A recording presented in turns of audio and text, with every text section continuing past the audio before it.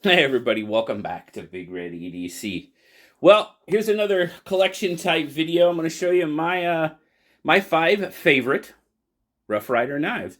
We talked about it a while back. I actually promised a couple people because they asked me to do it. So here it is, finally getting it out there for you. Sorry to make you wait, but here we are. You know, I often get asked why do I like Rough Rider knives so much? And to be perfectly honest with you, I think they're great value knives. I mean, you can get you a really, really good knife. You know, they're 440A steel. I get it. It's not one of those that's gonna hold an edge for a decade, you know.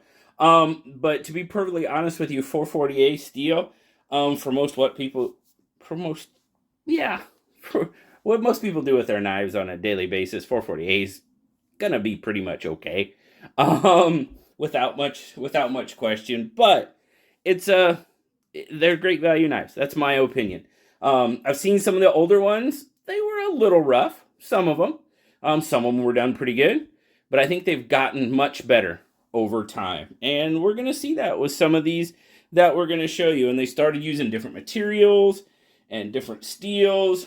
And yeah, I'm pretty happy. But of course, we're going to start it off with probably the one that really, really got Rough Rider on the map for me, and that is the Micarta work knife. Now I have both of them here. They're kind of filling the same spot because it's basically the same knife with different cover materials. You got the denim on top and the black on bottom. The denim, the 2181, the black, the 2038. This was one of the first ones that I got that I was like, dang, okay. You know, back spring's a little light on my denim Micarta one, but not too bad. Nice little sway back pattern. You know, but if you take a look at it, those pins are done pretty good. Your transitions are done really very well. Your lanyard tube is really, it's very, very good. Now, we might have a little bit of gapping on this one. Yeah, there's a little bit of gapping on this one. Okay. You know, this one's 16 bucks, 17 bucks. You know, I'm not going to be too critical, honestly. At 17 bucks, let's look at the black. That one's got a little bit of gapping too. Nothing terrible. Still better than that good old Case Rustlock. Holy crap. Anyway, I digress. Anyway, that's one thing too. When people say, "Oh, Rough Rider," I was like, "Yeah, I can show you a case that." Anyway, these are just. This is the one that really started it for me. This one really got me into Rough Riders, and I was like, okay, what can these knives do? And, you know, I'm pretty darn happy I did because I've had several come through here that I've kept, that I've gave away, and yeah, the Micarta work knife definitely started my affection for Rough Rider knives. Now, another one that we've got a couple of them. It's got a couple placeholders, but it's the Bow Trapper. And of course, designed by our good friend Andy Armstrong. And there's 2 of them. There's the black one and the red one. You got the black one that one's 2176, and then the red one is 2257. So, like I said, I'll leave links down in the description so you guys can find them. But I really, really like these just for that. I mean, the handle is absolutely awesome. My hand just fits in there so nice. You've got generous choils on them. You've got those match stripe pulls. Now these, we can look at these a little bit. Let's see here. See, not bad. Not bad at all. Maybe a little. There's a little bit there. You know, but again, these things are running, you know, right in that, I don't know, 15, 17 range. A little gapping there. But, and this one could be a little stronger too on the pull. Yeah, pull's probably a 4. And this one's probably that one's a little better. That one's probably a 4.5 to a 5. So, but I just like the design. And of course, we all know, designed by Andy Armstrong, that led into now the Little River Bend Skinner that we have from Rosecraft Blades, which just is a little bit more robust of a design. We'll say, no, for a lack of a better term, I'll say an improvement on this design because it's a little more robust. It's a little more hefty. Not that I think there's anything wrong with this design at all, but it's just kind of, it's progression, right? It's progression, and how the knife industry hopefully kind of works, because we want them to progress. We don't want them to regress. It's not a good thing. But I love both of these knives, and these are kind of reversed. You've got red with black liners. Here you've got black with red liners. So I just really, really like that kind of trailing point blade as well. And that's why I ended up with both of them. That's why I ended up with both models, because I like the design. So, next one. This one might be hard to find around, but this is the Rough Ryder 304. It's the Rough Ryder work knife. Now, as you can see, it is a locking sod buster. Now, and it's a good size knife. I mean, this thing is, goodness gracious, what is this overall? Let's take a look. 1, 2, 3, 4, 5, 6, 7, 8. 8 1/4 overall. So we might have to zoom out just a little bit for that one. But yeah, it's a locking sod buster. Now, I've often thought about grinding that lock down just a little bit, because it does stick up kind of high. But you know what? I'm not afraid to get my finger up on it, put a little pressure on that blade, because this thing is little side to side. Oh, just a tiny, tiny bit of wobble, but this thing's solid. I am not worried about this thing coming shut on me at all. And I've got my finger there kind of on the lock anyway, pushing it over, or choke up above it. And I'm not worried about it, honestly. Not at all. This one, I just love a sod buster. I mean, obviously this one, red, jig bone. Come on now. Yeah. Very, very nice. I am definitely digging this without a doubt. Love it. And like I said, locks. And this one's pretty, it's got a good pull to it, man. I'd say that's pretty much a 6 on that pull. Snaps into place, coming shut. No half stop. Yeah, it snaps down pretty good. Love a good work knife. I've used these at work quite a bit. Plenty of blade. I mean, what are we looking there for a cutting edge? We've got, 3 1/4 inches on that cutting edge. So yeah, no issues with that one whatsoever. Like it. And it's one of the older ones. It's an older model, and it is hard to find. I will do my best to try to find a good link for it. I think I saw KnifeWorks had a link for it. And it's not, they were less expensive, but I think on KnifeWorks it's a little over $20. But you know what? For that knife, I'm not mad at paying $20 for it. So the next one is one that's pretty new, and I'm just all over it from the get-go. And it's actually a series of knives. I know you guys know what I'm talking about probably. But yeah, it's the Aptus. This Aptus series is really awesome. I chose this one. This is the 2285, the blue micarta. It's more gray, but they call it blue. But anyway, VG10 steel. This one sells for like $26, I think. Guys, you're getting micarta, VG10 steel, in a really nice looking slip joint for $26. I think that's a really, really good deal all day long. The pull on this one, it's got a nice walk and talk to it. I'd say the pull's probably a 5. You've got kind of a long pull there. Nice half stop. Snaps open. And I really, really like, I do. I like the micarta. I like the blade. Well, I mean, look at this micarta work knife. We're talking about blade shapes, right? I mean, come on now. The other cool thing about this, the Aptus series of knives, I mean, they got the red and black. I think that's the aluminum, the red aluminum with VG10. And that, what's that? That one's a spear point, if I think. I could grab it for you, but I think that's the 2282.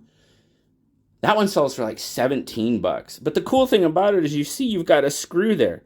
So you can swap these blades. So I'm going to grab it real quick. It's right here. But here you go. Was I right? 2282? Woohoo! I was right. But you could swap these blades. You could put the spear point on the micarta, and I know some people have done that. Also, some people have taken this black off because it does tend to come off kind of easily at times. But you know, you could put the Wharncliffe on the red. I mean, that's what they're made to do. They were made to do that, to swap them around. Oh, did you hear that? Listen to that. Listen to this.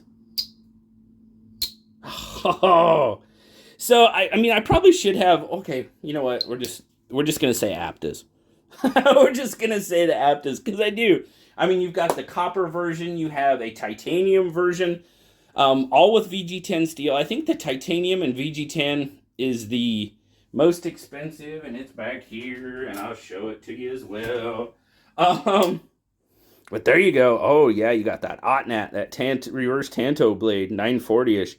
That's the 2286. I don't think I would have remembered that. This one, I think, is the most expensive. I want to say, is it 40-something? I want to say high 30s. 38 maybe, somewhere around there, like I said. But you know, truthfully, this one is my favorite. This one is my favorite of the Aptus series, but the entire series is really cool just because of what you're able to do with them. I mean, all right, let's check this out. What would you think of this? What do you think? That blade? Yeah, the reverse Tanto blade on that micarta, that looks sharp. That looked pretty nice, too. Absolutely. So, yeah. Definitely digging the Aptus. And, of course, last but not least, you guys know. You know what I'm about to show you. And, guys, these are in no specific order, but I cannot do a favorite. I cannot do my top 5 Rough Rider knives without this guy. This is the 2313 Rough Rider Tadpole, also affectionately nicknamed the Angry Watermelon. This knife has brought me so much fun, and I've just had a lot of fun. This knife has traveled with me. It's had probably more pictures taken of it than any other knife that I have. It's just been a lot of fun. Now, of course, we have the actual Angry Watermelon knife, but this guy started it all. The Tadpole started it all, so that's why it had to be in here. It had to be in here. Of course, you have the Angry Watermelon. Then, of course, you have the Baby Bee. That one. And, of course, you cannot forget the Stompin' Berry. But the good old Rough Rider Tadpole is the one that has started everything. And it wouldn't be right. I couldn't do it. I could not do a top 5 Rough Rider knives without putting the Tadpole / AKA the Angry Watermelon. But we do have an Angry Watermelon now. And I have suggested a few others. I don't know if those will go anywhere, but I've suggested a few. We'll see. We'll see what happens. But like I said, can't have a top 5 Rough Rider knife. And no, guys, what is this knife going to do for me? It's fun. It's fun. It'll open packages. It'll cut string. It'll do a lot of your... it'll probably do okay on some thin cardboard. You know, actually, I've used it on some cardboard. You know, but really daily tasks for what most people do, this knife isn't going to be far off. And I know people might not like me saying that, but it's true. It's true. You know, you don't need like an 80-20 or an 80-15 or an 80-10 to do most of your daily tasks. You just don't. I mean, sorry. Rough Rider work knife. Absolutely one of my favorites. I might have to zoom out just a little bit more. There we go. The Bow Trapper. The just Rough Rider work knife, the 304.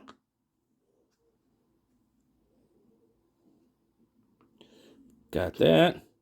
And trying to get them all on screen without zooming too far out. And then, of course, the Aptus series. These are just some really good good fun, good and fun, fun and good, good and fun knives. And I'll say it, well, as long as I can.